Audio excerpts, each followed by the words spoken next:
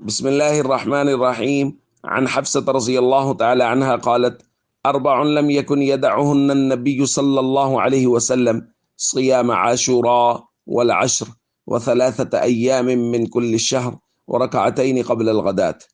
رواہ النسائی۔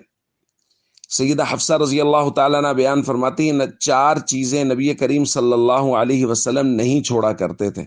10 محرم کا روزہ، ذی الحج کے پہلے 9 روزے، اور ہر مہینے 3 روزے، اور فجر سے پہلے کی 2 رکعت۔ دوستو، یہ 4 چیزیں ہیں جن کو نبی پاک صلی اللہ علیہ وسلم نہیں چھوڑ رہے، اور ان میں سے آپ غور کریں گے تو 3 چیزیں ہیں روزوں کے متعلق: 10ویں محرم کا روزہ،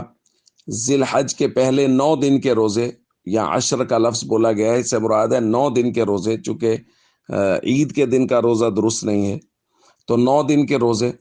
اور ہر مہینے ایام 20 کے 3 روزے، یعنی چاند کی 13، 14 اور 15 تاریخ کے روزے۔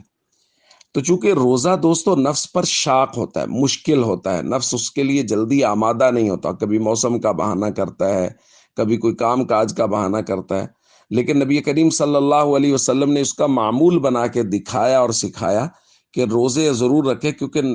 نفلی روزہ رکھنے سے اللہ کی خشیت بڑھتی ہے، دل کی صفائی ہوتی ہے، دل کا میل اترتا ہے۔ تو اس لیے نفلی روزوں کا اہتمام کرنا چاہیے، اور خاص طور پہ جو ہمارا موضوع ہے کہ یہ جو